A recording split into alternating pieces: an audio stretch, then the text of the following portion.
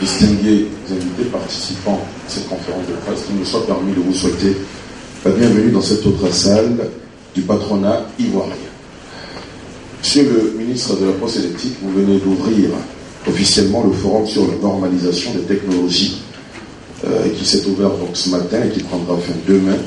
Et dans le prolongement de ce forum-là, vous avez souhaité animer une conférence de presse pour éclairer les lanternes autour de la télévision numérique, surtout singulièrement sur les défis et les enjeux de la régulation en environnement convergent.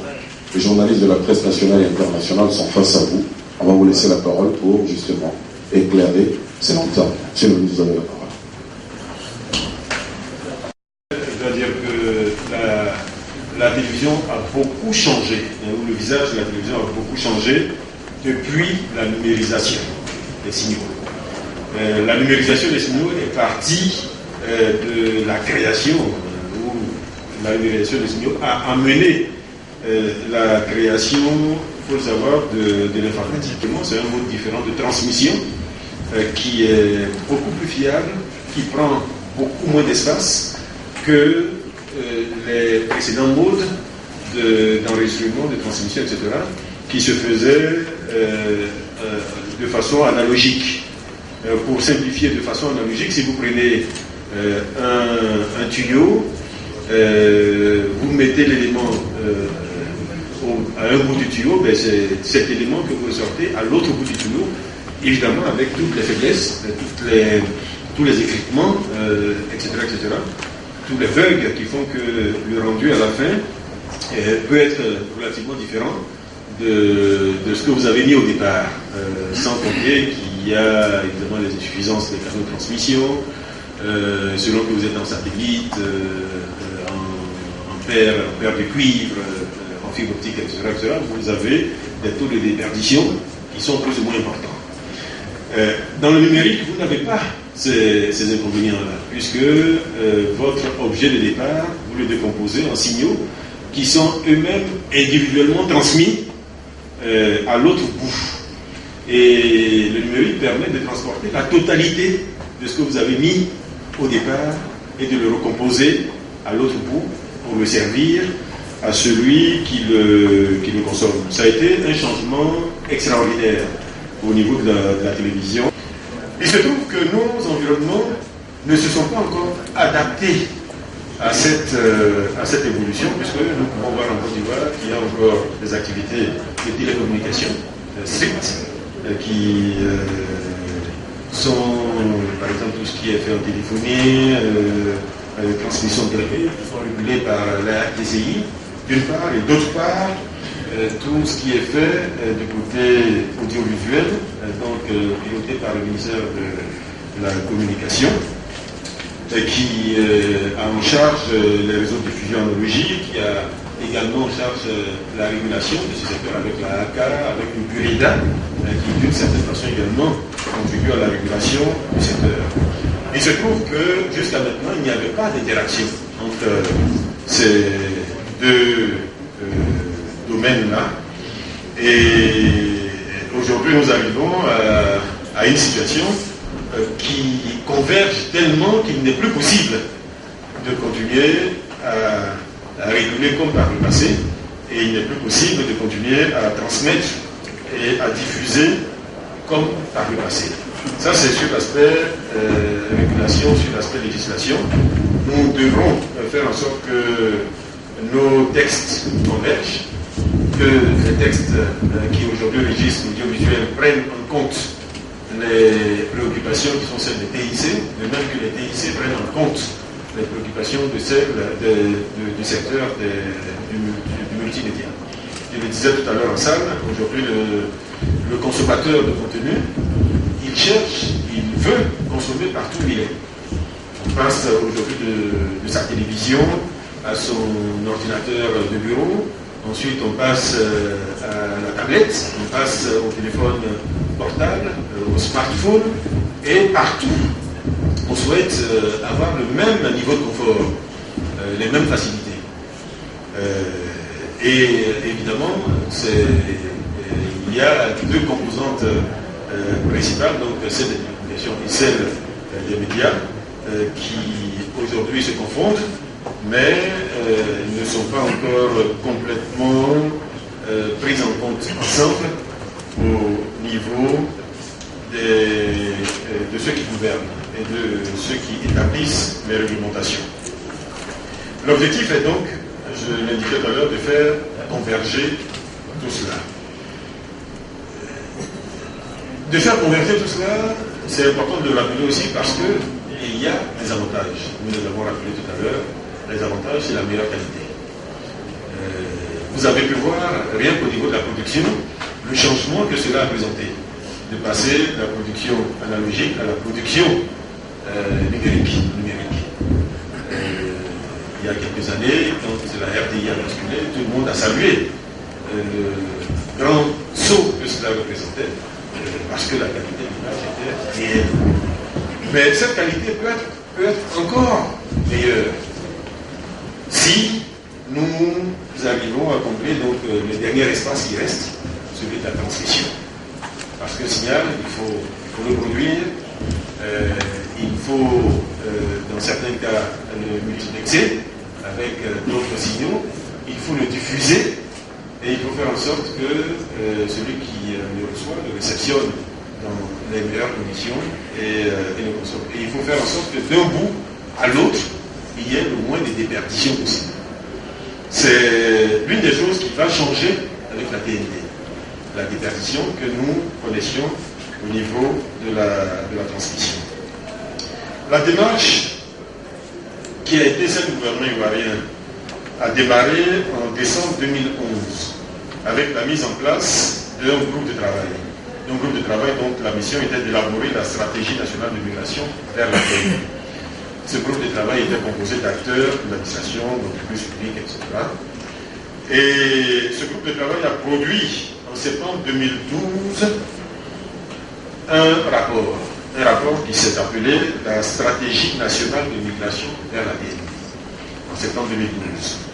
Ce rapport a été adopté ensuite en Conseil des ministres et suivant les recommandations de ce rapport, il a été mis en place deux institutions qui aujourd'hui sont importantes dans le cadre du processus de migration.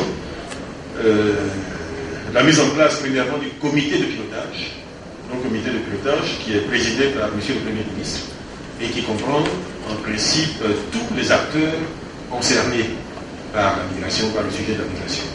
Ce comité de pilotage a 3 vice-présidents qui sont le ministre en charge de la Poste et des TIC, Madame la ministre de la Communication et Monsieur le Président de la Haute Autorité de la Communication audiovisuelle. Et ce comité comprend également d'autres ministères, le ministère du Commerce, le ministère du Budget, même le ministère de l'Environnement y est représenté, et parce que vous allez voir qu'à la fin du processus, il y aura également à faire sortir de nos maisons des téléviseurs qui ne seraient plus du tout utilisables et qu'il convient donc de traiter ces déchets de la meilleure façon. La deuxième institution mise en place, c'est le secrétariat exécutif, donc représenté ici par le secrétaire général, Jean-Philippe Caporet, qui a une équipe opérationnelle avec lui pour travailler sur l'ensemble du processus. En octobre et novembre 2014, certaines décisions ont été prises, notamment la décision d'interdiction de l'importation des téléviseurs analogiques et numériques, et même numériques, quand ils n'étaient pas conformes aux normes qui ont été retenues en Côte d'Ivoire, que j'ai rappelé tout à l'heure, donc la norme DVB-T2 pour la diffusion et la norme MPEG 4 pour la compression. Et il y a 2 ou 3 semaines, un séminaire s'est tenu pour remettre à jour toutes les mesures qui avaient déjà été arrêtées en 2012 par le comité qui avait été mis en place, puisqu'il s'est passé 2 ans quand même. Donc l'objectif de ce séminaire, c'était faire une relecture de la stratégie nationale, la repenser complètement, mettre des échéances également en fonction, mettre des échéances, j'allais dire c'est très important, mettre des échéances en tenant compte du retard important que la Côte d'Ivoire malheureusement a accusé. dans l'implémentation de ce projet-là. Il y a des défis, il va être long de rappeler, des enjeux, les choix technologiques, j'en ai parlé tout à l'heure. Il faut peut-être que j'évoque le calendrier qui peut, je pense, présenter l'intérêt pour tout le monde ici. Le calendrier que le séminaire a arrêté, qui reste néanmoins validé par le comité de pilotage, je vous l'indiquais tout à l'heure, présidé par M. le Premier ministre, c'est faire en sorte que le 17 juin 2015, c'est-à-dire à la date d'échéance, nous ayons en Côte d'Ivoire un réseau pilote fonctionnel qui puisse couvrir une certaine frange de la population. Et nous souhaitons, où il a été proposé, que ce projet pilote se fasse sur l'ensemble de la ville d'Abidjan. 17 juin 2015. En décembre 2015, il est prévu le lancement commercial du réseau TNT.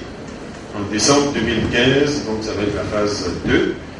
Et nous prévoyons l'extinction des signaux analogiques. C'est très important, parce qu'il faut bien comprendre que nous allons, pendant toute la période entre le 17 juin 2015 et décembre 2016, nous allons fonctionner en double émission, ou en simulcast, pour parler comme les musiciens, à la fois en analogique et en numérique, ce qui revient extrêmement cher.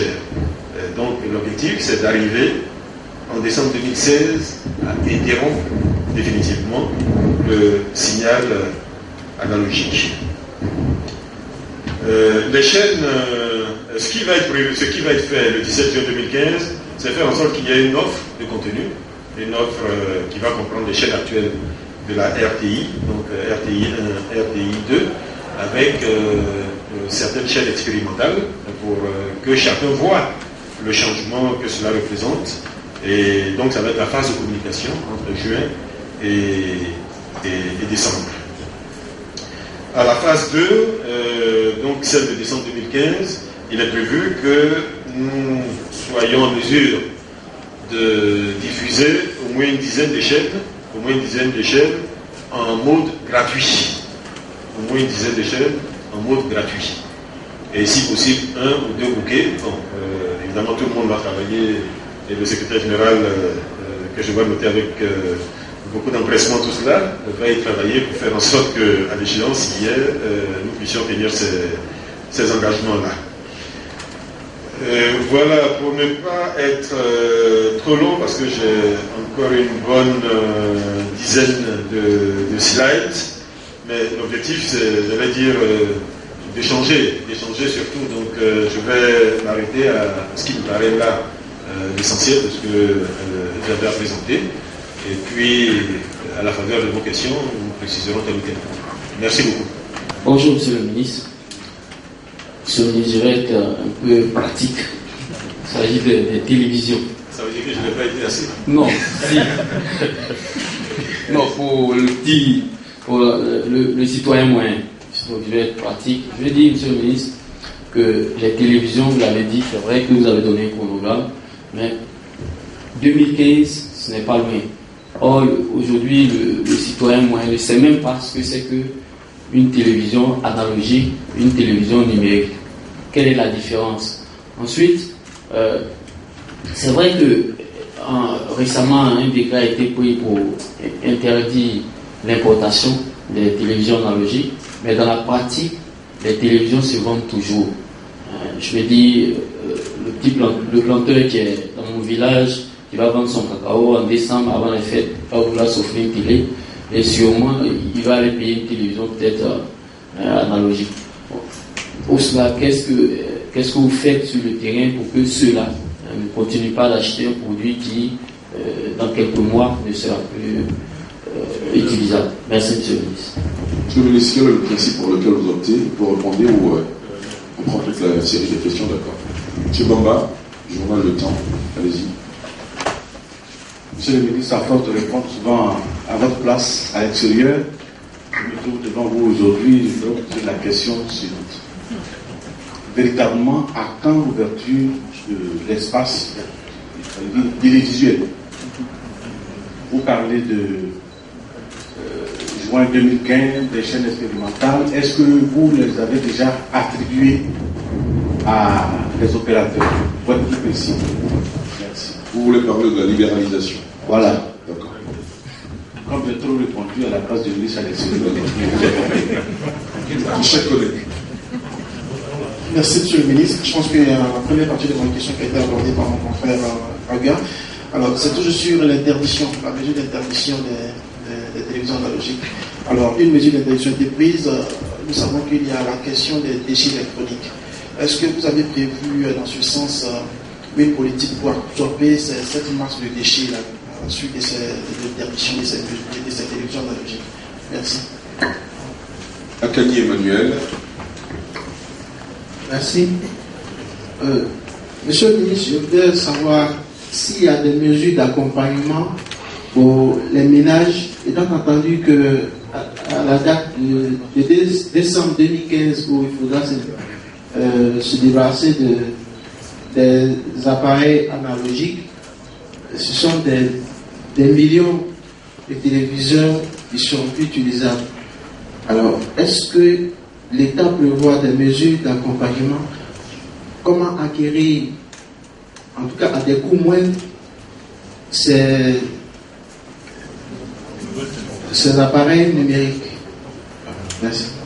Merci. On termine la première série avec Comé, Donici FM. Merci. Monsieur le ministre, la première question a été abordée par le collègue, mais la seconde, c'est tout cela coûte combien, cette politique de transition vers le numérique? Merci de cette précision. Monsieur le ministre, le micro pour répondre à cette série de questions. Merci. Merci. Le premier intervenant a dit qu'il avait souhaité être très pratique. Je vais essayer de l'être aussi, de façon à ce qu'on sorte ici en ayant vraiment des réponses précises et claires à toutes ces questions-là.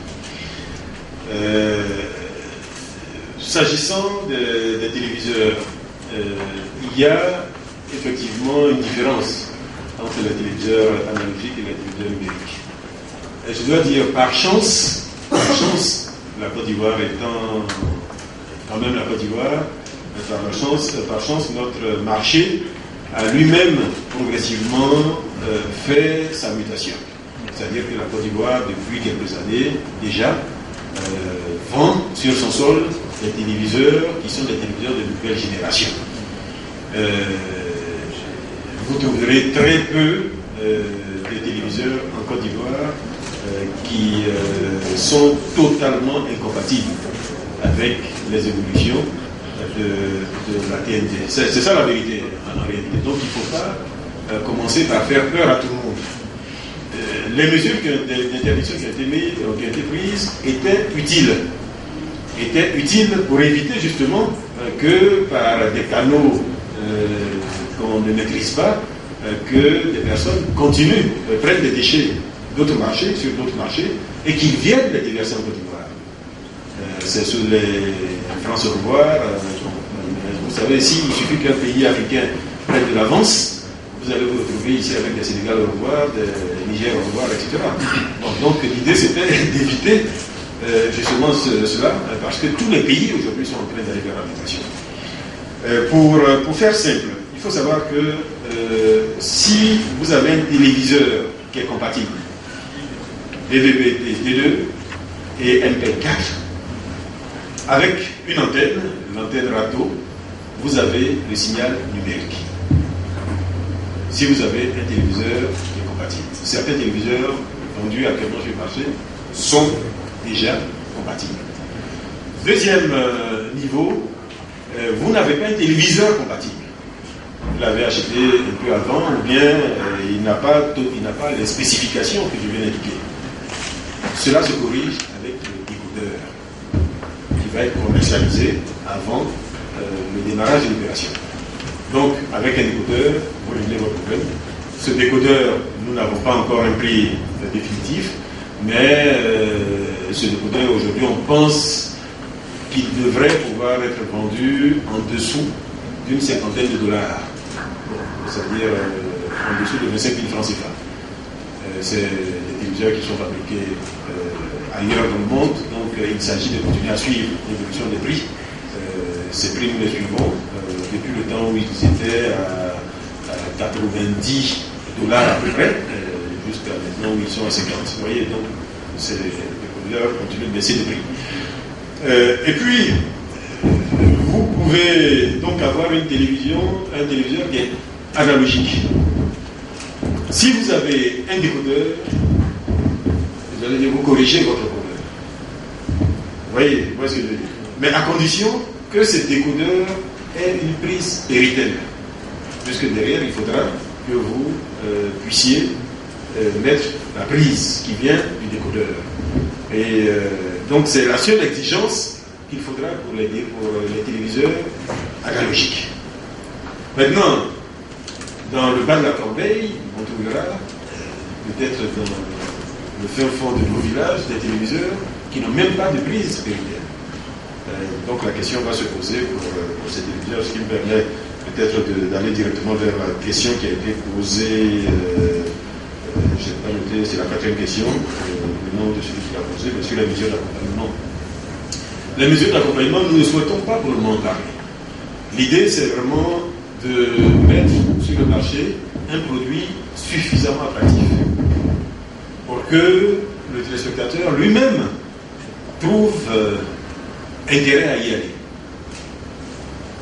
Et c'est cela qui va se passer. Aujourd'hui, quand vous vous abonnez à Canal ou à d'autres bouquets, j'allais dire, vous le faites sans contrainte. Vous le faites uniquement parce que vous y voyez l'intérêt. Parce que c'est attrayant, voilà, c'est ludique suffisamment, ça convient à votre poche et vous achetez. Donc l'idée, c'est d'abord cela. Faire en sorte que le bouquet qui va être proposé dans le cadre de la TNT soit un bouquet qui soit suffisamment intéressant, attrayant pour le téléspectateur, pour que de lui-même il décide de l'acquérir. Il s'agit, parce que chacun peut voir que derrière tout cela, il peut y avoir des questions de subvention, des questions de deniers publics, etc., etc. Il s'agit pour nous de minimiser le plus possible l'apport éventuel de l'État. Donc, à la fin, on verra s'il y a vraiment des couches de population qui, d'elles-mêmes, ne peuvent pas procéder à ce changement, ne peuvent pas remplacer l'équipement qu'elles ont depuis 20 ans, depuis 30 ans, etc.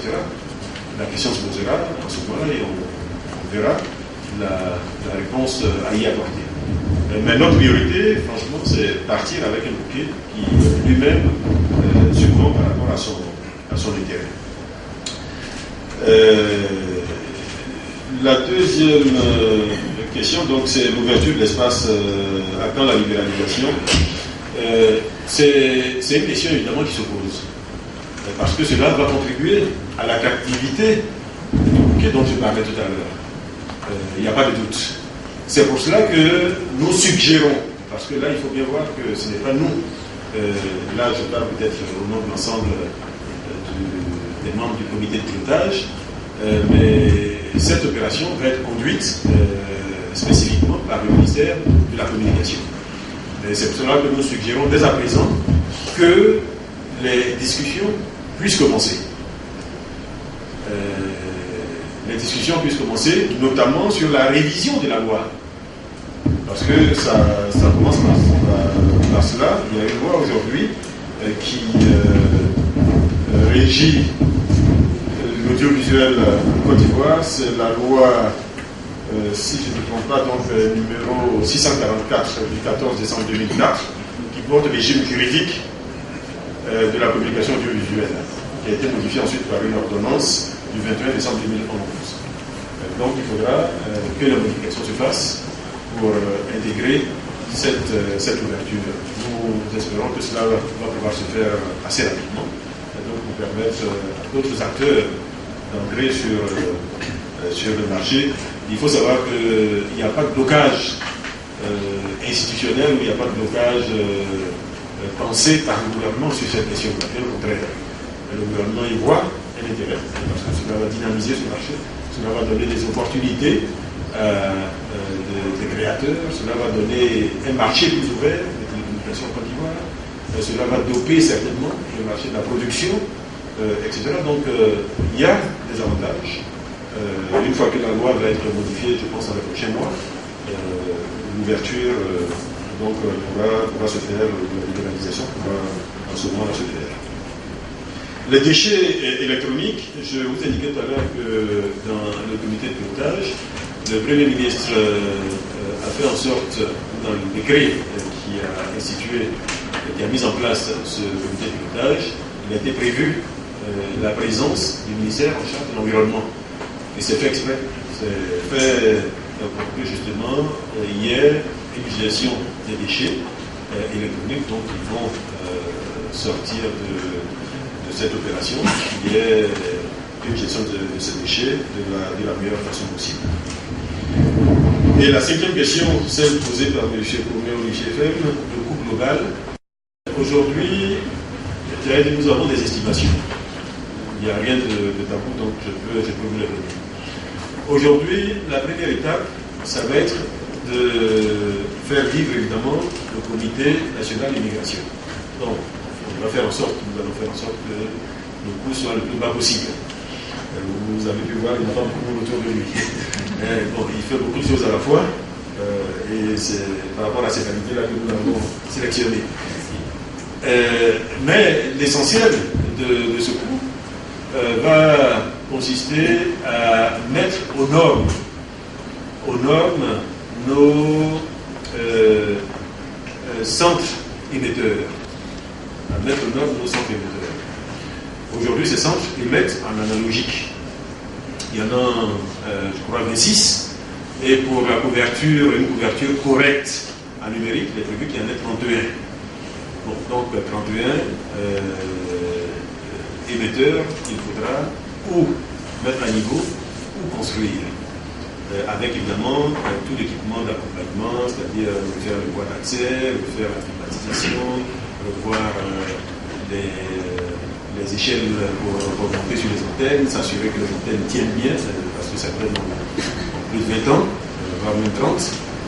Donc c'est toute cette remise en état qui, selon nos évaluations, peut coûter autour de 25 milliards de francs CFA. Autour de 25 milliards de francs CFA. L'idée, j'en parle, même si la question n'est pas encore posée, c'est de faire en sorte que nous ayons un accompagnement d'un acteur de niveau international sur ce projet, sur cet investissement-là. Acteur qui pourrait être présent ensuite dans la société de diffusion qui sera mise en place. Cette question n'a pas été posée, je ne pense pas l'avoir évoquée non plus dans mon propos liminaire, mais l'objectif, c'est de simplifier les choses en séparant les activités de production de celles de diffusion. Aujourd'hui, c'est deux métiers totalement différents. Je vous parlais tout à l'heure des éditeurs, par exemple. Ces éditeurs, pour les gérer, il n'y a pas besoin d'avoir les compétences. Par exemple, regarde M. Yasuba. Bon, donc, ces compétences à lui, c'est des compétences qu'il pourra faire valoir dans l'activité de production. L'activité de production de contenu. Mais dans la diffusion, il faudra d'autres types de compétences. Il faudra d'autres types d'équipements, etc. Donc, l'objectif, c'est vraiment de séparer ces deux aspects et faire en sorte que chacun puisse pleinement exercer, j'allais dire, son activité avec le maximum d'expertise. Donc, l'objectif qui est retenu jusqu'à présent, c'est de mettre en place une société de diffusion qui prendra l'ensemble des signaux et fera en sorte que ces signaux soient portés aux populations à travers le réseau qui va être mis en place. Voilà. Juste le temps de rappeler que la conférence est retransmise en direct sur le portail du site du CICG, www.gouv.ci. Et merci également aux administrateurs, membres du Conseil de régulation qui sont présents dans cette salle. La deuxième série des questions, ces questions il y a bien sûr, ce sera à la fin de cette conférence de presse. Chers confrères, est-ce que vous avez encore des questions ou est-ce que le ministre est suffisamment clair? Une question Oui. Monsieur le ministre, vous n'avez pas... Le micro. J'avais demandé ce qui est fait pour empêcher quand même que la vente se poursuive, la vente des télévisions analogiques se poursuive.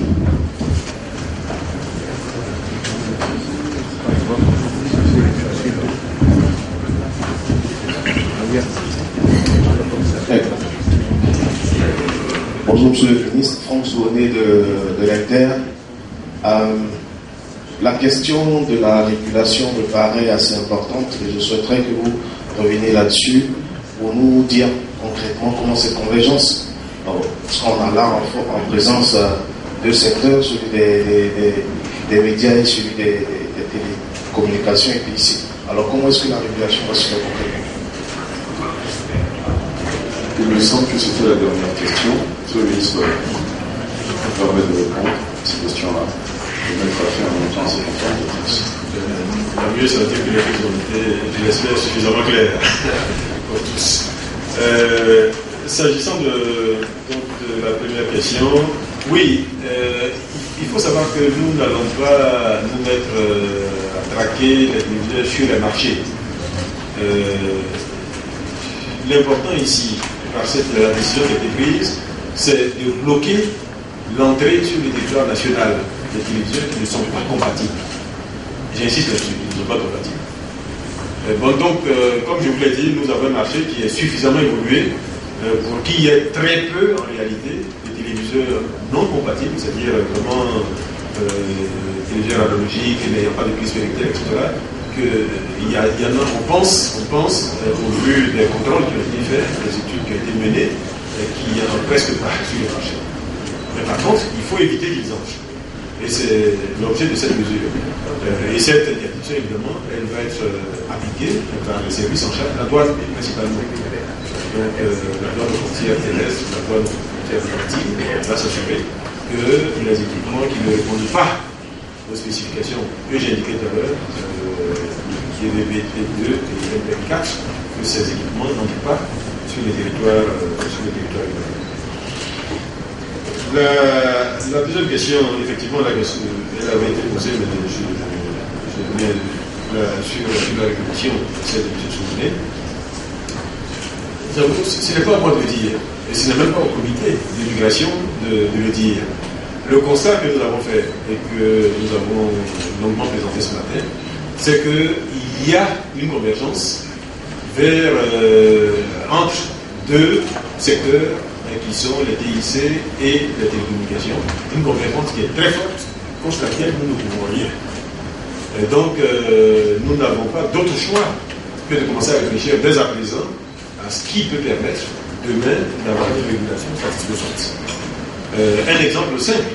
Aujourd'hui, vous êtes blogueur, vous êtes journal en ligne, vous écrivez ce que vous voulez.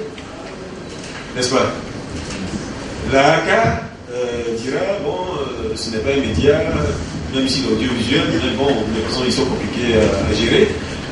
Donc la ACA risque de ne pas vous importuner, Ça va être la même chose pour les DIC, puisque, a priori, à partir du moment où vous êtes client des FAI qui est homologué, etc., que vous avez des équipements qui sont homologués, nous n'allons rien dire. Donc le risque, c'est qu'il y ait des gens comme ça dans un no man's land ou dans un coin de notre rétroviseur que nous ne voyons pas. Vous voyez? Et donc le risque, c'est qu'il y ait un accident avec ces gens-là. Donc il faut anticiper là-dessus, et c'était l'objet de nos propos ce matin, de dire qu'il y a un problème, il faut qu'on y pense dès à présent, qu'on y recherche une solution. Ça va être peut-être une régulation commune, je ne sais pas, ce n'est pas à moi de le dire. Évidemment, il faudra s'inspirer de ce qui se fait déjà ailleurs et trouver une solution pour éviter que demain, comme je le disais hier, il y ait un accident. Merci à vous, chers confrères, pour vos questions. Merci à vous, monsieur le ministre, pour vos réponses et précisions. Pour mettre un terme à cette conférence de presse, vous avez le mot de la fin. Le mot de la fin, c'est vraiment revenir sur la conclusion de mon propos tout à l'heure, qui consistait à dire que la Côte d'Ivoire dans beaucoup de domaines, agit comme un pays modèle. Dans beaucoup de domaines, les autres pays s'inspirent de ce qui se fait en Côte d'Ivoire. Donc il n'est pas normal que, s'agissant de cette migration, que nous soyons un mauvais élève. Nous avons certes pris du retard, mais nous sommes encore en mesure de rattraper ce retard pour faire en sorte que le 17 juin 2015, il y ait un signal analogique, au moins sur une partie de la Côte d'Ivoire. Ça, c'est l'engagement que nous prenons. Et nous allons faire en sorte que le bouquet qui va être servi aux Ivoiriens, que le bouquet TND qui va être servi aux Ivoiriens soit le plus attrayant possible. Est un contenu qui intéresse les Ivoiriens. Il y a une autre problématique sur laquelle nous ne sommes pas souvent revenus, mais qu'il est important également d'évoquer, c'est peut-être la situation de la RTI. La RTI, c'est notre chaîne nationale, c'est nos chaînes nationales. Ce sont des chaînes qui ont une longue histoire avec la Côte d'Ivoire. Ce sont des chaînes dans lesquelles l'État de Côte d'Ivoire restera actionnaire. Et nous pensons même que cette ouverture en parlant de l'organisation, ou cette migration qui va se faire probablement en enlevant à la RTI une partie de son patrimoine et une partie de son activité, nous allons faire en sorte que cela n'ait pas d'impact négatif sur l'activité de la RTI. C'est vraiment important de le dire, parce que, peut-être pas ici, mais en d'autres milieux, nous entendons des commentaires ou même des complaintes de personnes qui ne voient pas d'un bon œil ces évolutions qui s'imposent à nous. C'est important de dire qui s'imposent à nous. Donc nous allons faire en sorte en tout cas que les choses se fassent de la meilleure façon en ce qui concerne la RTI, que la RTI ne soit pas dépouillée, bien au contraire, qu'elle soit renforcée. Qu'elle soit renforcée, qu'elle ait les moyens de son action, qu'elle ait les moyens de compétir avec ces chaînes privées qui vont se mettre en place. Je vais terminer en souhaitant la meilleure collaboration entre toutes les structures qui sont aujourd'hui membres du comité de pilotage, entre le ministère de la Communication, la ACA, nous-mêmes, le ministère du Commerce, le ministère du Budget, le ministère de l'Environnement, etc., pour faire en sorte que, à bonne date, nous ayons une DNT respectable, une DNT qui présente une idée. Je voudrais, en passant, remercier tous les experts qui ont travaillé depuis le début, déjà au niveau du groupe de travail, et ensuite au niveau du comité de migration, absolument au niveau du comité opérationnel de cette migration. Les remercier pour le travail bénévole qu'ils font et qui nous fait que nous avançons dans la mise en œuvre de ce projet-là. Merci à tous et à une prochaine fois pour échanger sur les avancées de ce projet. Merci beaucoup.